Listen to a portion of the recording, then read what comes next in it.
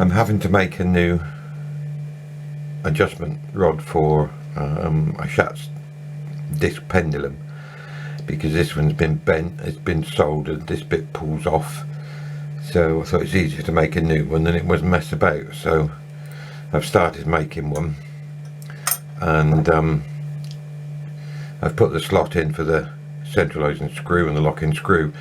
I've also turned that end down and tapped it 6BA. Now what I've had to do to make sure it stays straight is give it a bit of support. So what I've done is turn that end down, turned a bit of brass down to suit, so that gives it a bit of support, stops it moving when I'm turning it down. I could use the cross slide, but it's a lot easier doing it like this, because otherwise I'd have to swap it round and put a left hand cut and a right hand cut, and it's just easier to go along where I need to. So as I say, there is a mark there where I need to go to, which I'm going to put a little divot in there to start with, so I can see exactly where I need to go. Need to put a drop of oil in there just to stop it wearing, and then that will stop it from moving when I put a little bit of pressure on. But I need to put a cut there to start with, so I know how far I need to go, and it's just a matter of going along with the graver. I'm not too fussy about it to start with, as long as it's cut in and it's staying relatively even. Obviously I will measure it as I go when I get somewhere near, but just to start with I want to take the worst of the meat down. It's a 6BA thread. This end has to be a left hand thread. Luckily I've got some BA left hand threads, and it's just a matter of turning it down till you get somewhere near and then measure it. You can see it's going slightly off shape there, just give it a bit more there and a bit on the end. I need to turn the graver over to do that bit.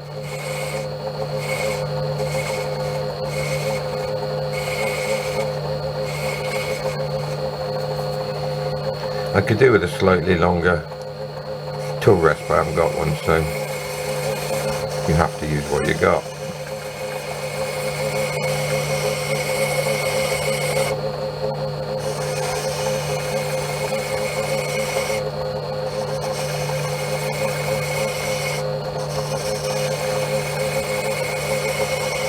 Just a matter of keep going until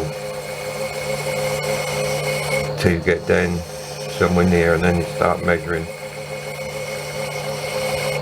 in more than one place. It's not super critical anyway, because there's no force behind the threads on this. See, I could do with the longer. Might move that along just a fraction actually. Might be a bit easier. Yeah, can't go right to the edge, that's the trouble. I mean, I could do a bit of it and then move it along, but I find I get it more even if I do it in one piece.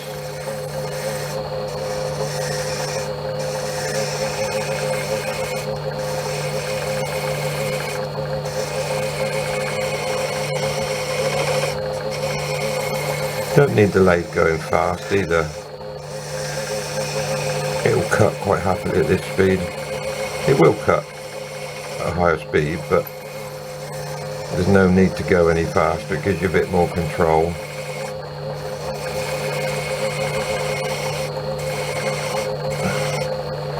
And because you've got the edge of the tool rest fairly close to where you're working, you can see by eye whether it's going out of shape.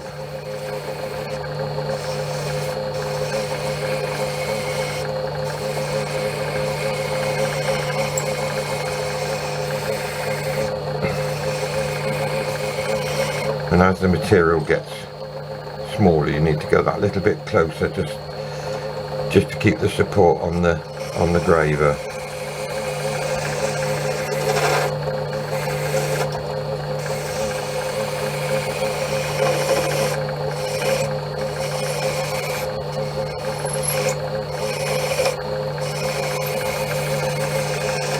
I can see it's a bit fatter towards the headstock, so just take a bit more off there. So it's not super critical, as long as you get somewhere near, what is it, 6BA, 2.8mm. Doesn't matter if it's 2.75 with this, it's not, as I say, it's not super critical. But you don't want to go too much below that.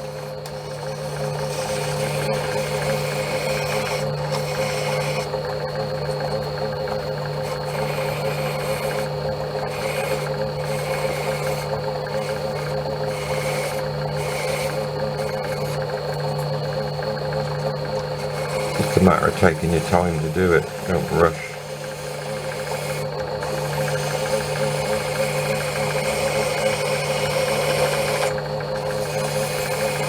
Looks a bit fatter in the middle there than what it should be.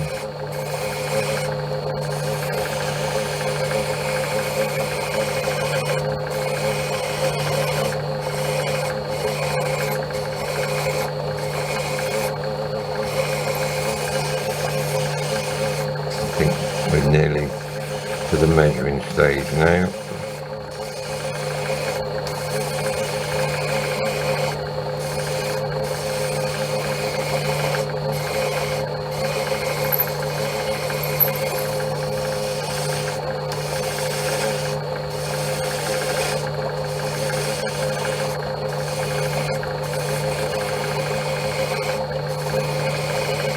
I think I'll start to measure to see how we're doing.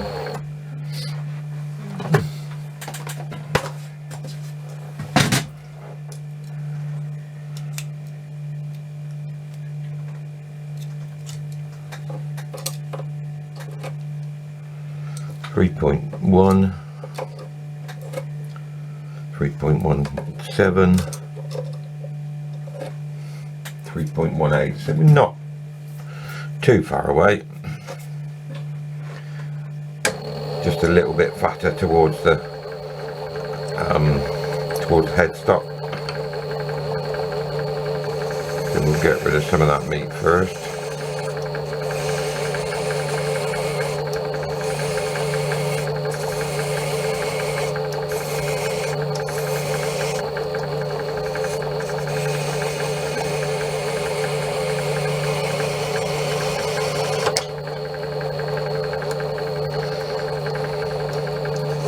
Keep slipping off the end of the tool rest.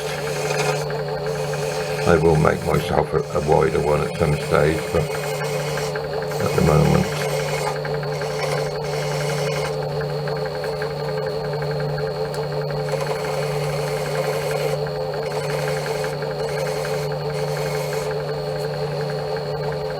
I think we're nearly there. Do a bit of gentle cutting so it don't take too much. A little bit more there, and then we'll have another measure.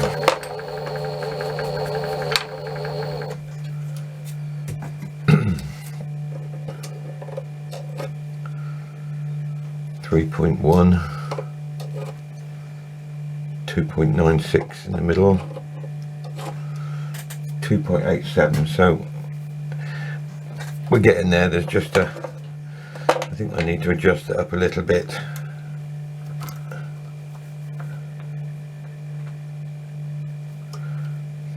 Because you want the tool rest as close as you can get it.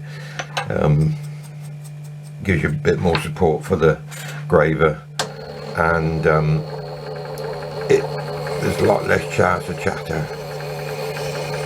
I know I'm chattering, but I'm on about chattering of the lathe. See, that lathe's hardly turning, but it's still cutting.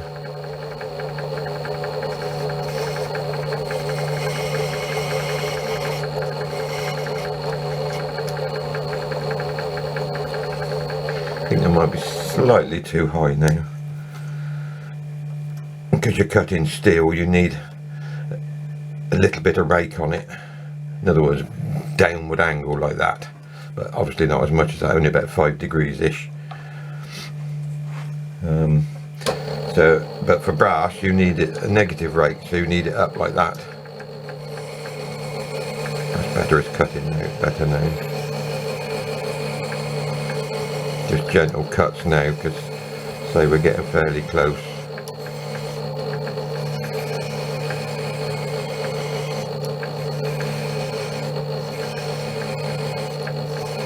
You can do most of it by eye. It's not when you get somewhere near, that's when you want to start measuring. Let's have a look, see how we're doing. 3, 2.87, 2.86. So it's just this end that needs really, and then a few finishing passes. Oh, I think my chop's come loose.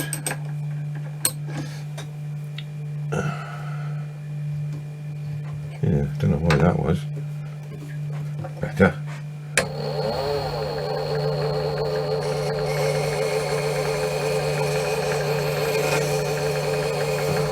Needs a taper on this end, but I'm not worrying about that at the moment. Just want to get the rod as parallel as I can, and then when I've got the rod the right size, then that's when I'll do that bit.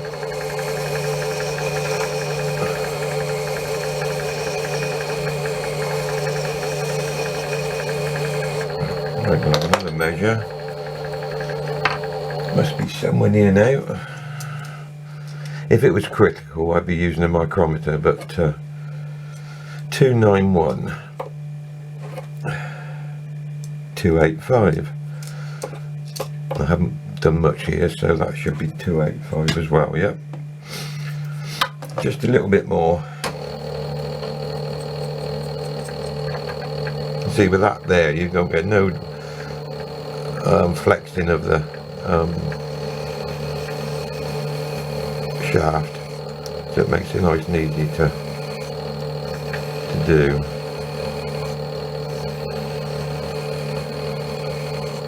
You know, some over this length, which is 35 mil in total. You try and do that without supporting the outer end, then you'd end up with quite a bit of flex.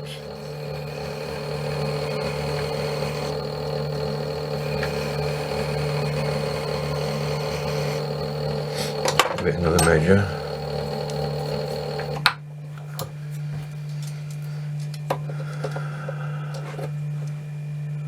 .282, 283,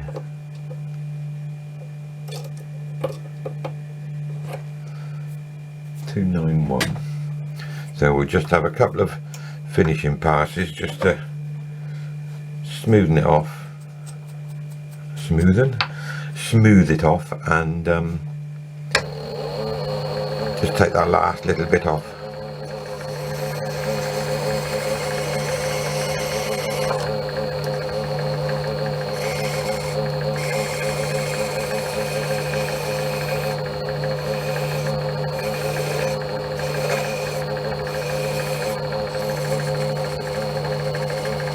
No pressure at all on the last little bit, just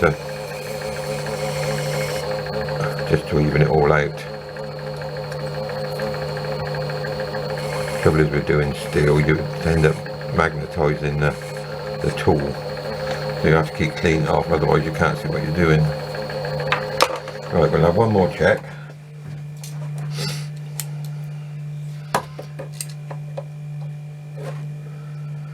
.278,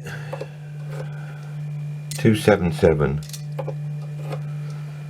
281. Just a little bit fatter there, but just a minute amount. I'd probably get away with that, but it doesn't hurt just to take a fraction more off just there.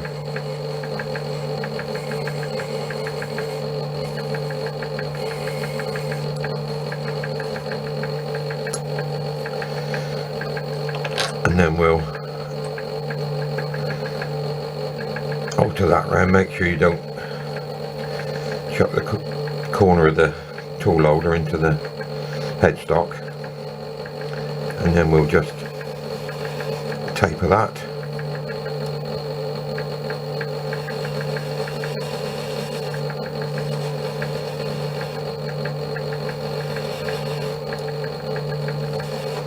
Can't see what I'm doing, I need another pair of glasses.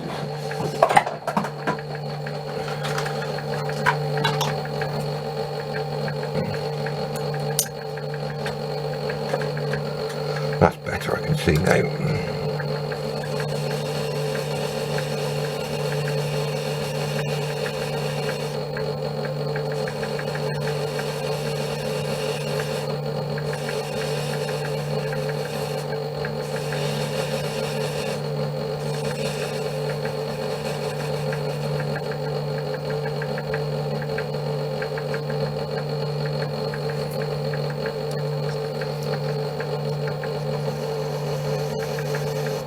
Have a little divot on the end there so nothing can catch thread wise.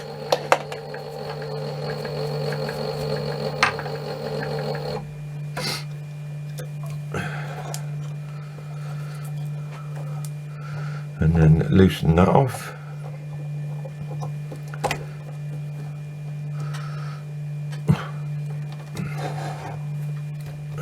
And we're ready for threading. But I will give it a quick clean up. Always give it a clean up beforehand.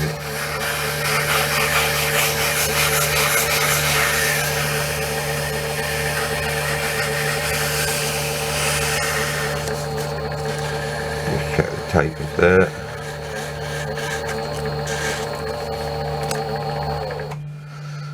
And then we're ready for 6BA left hand thread. Oh, fall on the floor then. What we got here?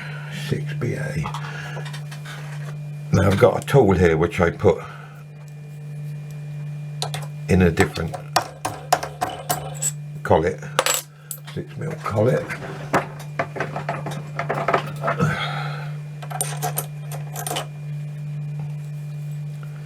That goes in there like that, you see, to make sure it stays square. I don't lock it up tight, I just pinch it up so it's got a bit of movement. But I can't go too far because obviously there's a lot of thread there. But all I do is start it like this, and once it's started it's not a problem to do then.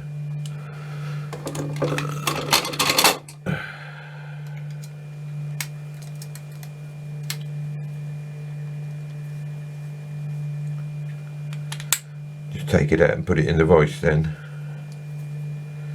Get that right. Oh, get around there. It's got a pip on the end of that rod to stop the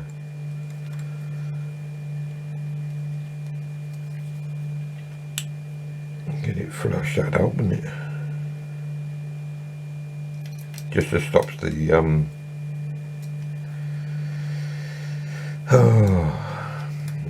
the die closing up. but you can obviously if you want to close it up, then you can do it with the things at the side. For some reason this won't go square. Right, now stay there. Sorry, you'll have to excuse me talking to myself for a minute.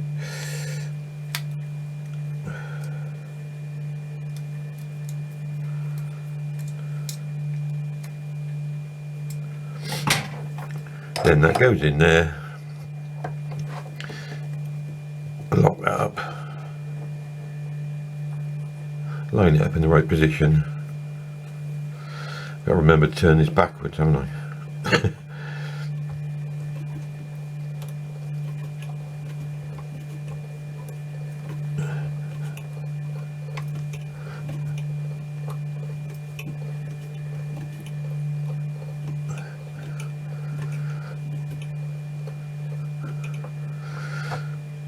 Now just loosen that off, slide it out.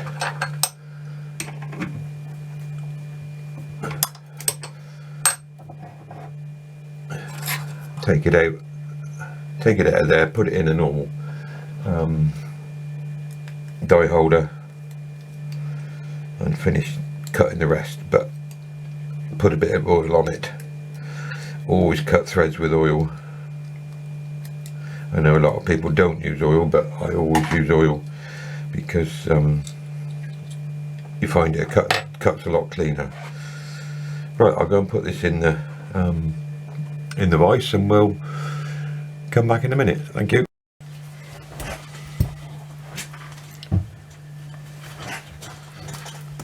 Here is the finished pendulum with the new rod on. I took the opportunity to polish it up while I had it all in bits. Put the gallery pieces the right way around, and it works quite nicely. I put a square on the end there. I put it in a collet block and filed it because although I could have done it on the mill, I would have had to sleeve this to give it a bit of support, so it was easier to just file it on the in the vise. It works nicely, does a good job. It may be slightly too long, but as the other one had been broken, I wasn't exactly sure of the length. I have a couple of other disc pendulums, and I made this a similar length to them. It doesn't look out of place, I don't think, and the average person wouldn't know. There it is, quite easy to make. It's a lot easier than trying to repair the old one, and one end of it was short, and in fact I've got the old one here still. This is the old one. You can see where it been broken and they drilled it and soldered it, or tried to, but it wasn't very successful. It's quite a bit shorter than the other end, so all good. Thank you very much.